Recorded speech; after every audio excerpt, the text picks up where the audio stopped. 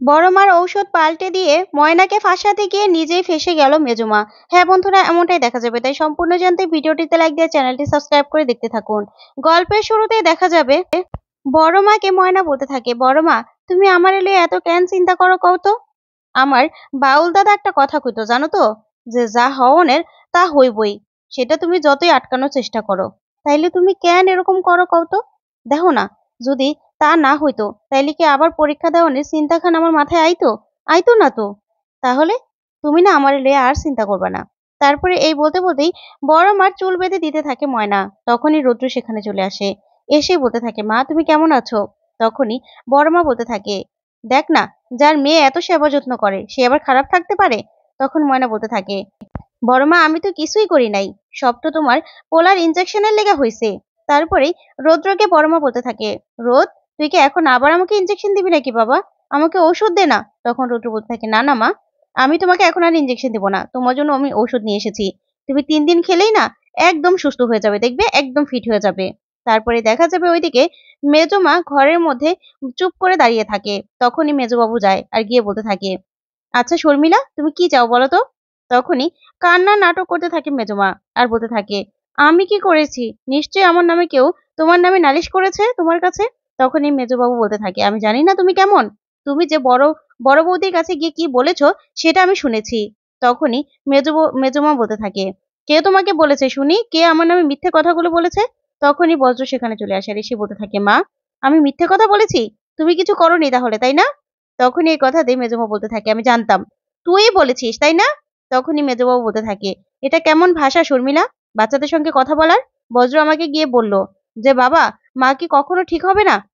তখনই মেজমা বলতে থাকে, আমি কি করেছি? হ্যাঁ, কি করেছি? তখন বজ্র বলতে থাকে, তুমি কি করনি মা সেটা বলো।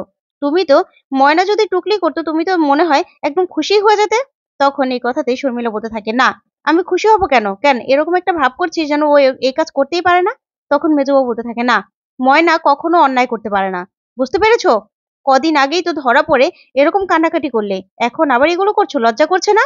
শোনো, তুমি যদি বেশি বাড়াবাড়ি করো না, তোমার বাপের বাড়ির ঠিকানাটা নিশ্চয়ই এখনো মনে আছে। তখন এই কথা বলে বজ্র আর মেজবাবু সেখান থেকে চলে যায়। তখনই মেজমা বলতে থাকে, কি ময়না কোনো অন্যায় করতে পারে না, সব অন্যায় আমি করতে পারি?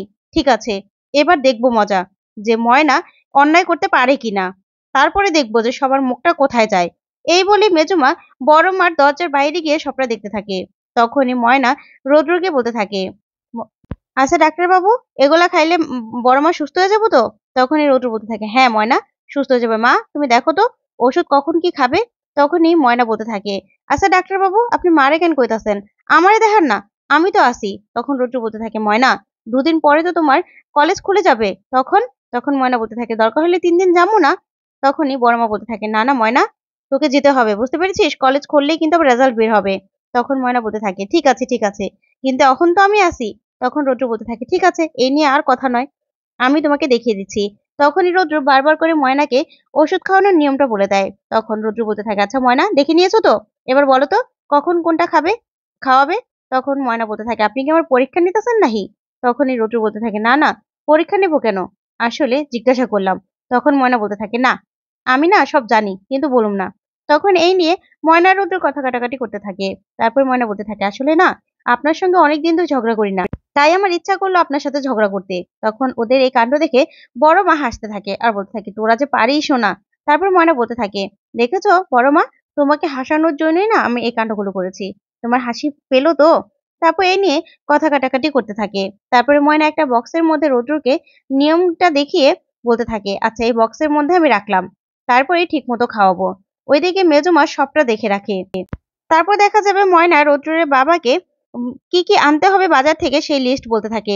তখনই মেজকাম্মা এসে বলতে থাকে, আচ্ছা বড়দি এখনো ওঠেনি না, আচ্ছা আমি বরং বড়দিকে দেখে আসি গিয়ে। এই বলে মেজমা বড় বৌদির কাছে যায়। এদিকে ছোট মা বলতে থাকে, আচ্ছা দাদা মেজদি এই কদিন দিদির কাছে না গেলে হতো না, ময়না তো আছে।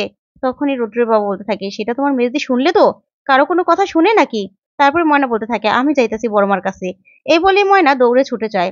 তখনই মেজমা গিয়ে বড় মাকে বলতে থাকে, আচ্ছা বড়দি ওঠো না, তোমাকে আমি নিয়ে একটু মাথাটা ধুইয়ে আনি, একটু শরীরটা ধুয়ে আনি।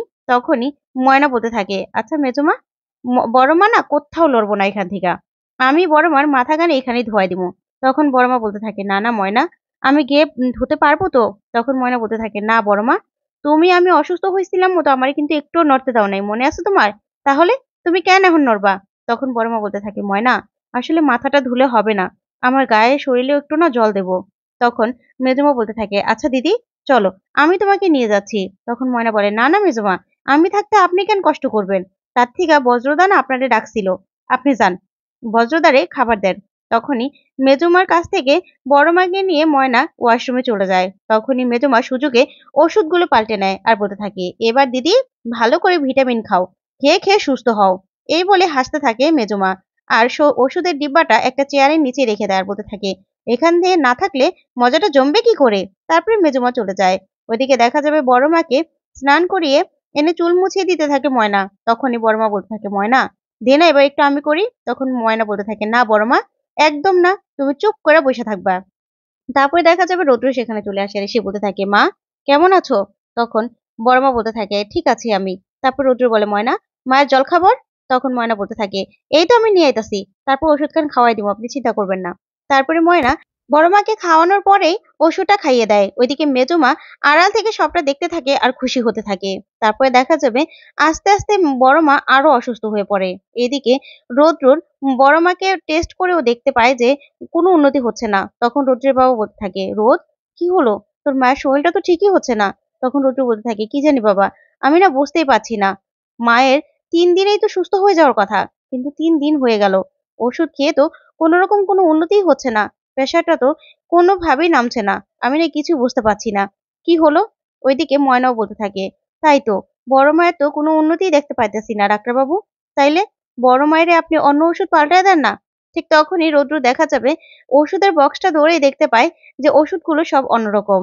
তখনই রৌদ্র বলতে থাকে, এ কি ময়না, এই ওষুধ কেন? সেই ওষুধের বক্সটা কোথায়? তখন ময়না বলতে থাকে, কি কইতাছেন আপনি ডাক্তারবাবু কন্ত? এগুলো তো একই ওষুধ, আর সেই বক্সটাই তো এটা।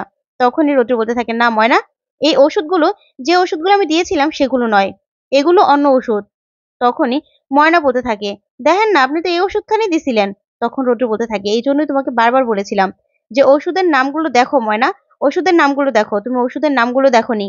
আর তুমি আমার মাকে অন্য ওষুধ খাওয়ালে, সেই জন্যই তো আমার মায়ের এখনো কোনো উন্নতি হয়নি, আরো আস্তে আস্তে অসুস্থ হয়ে যাচ্ছে।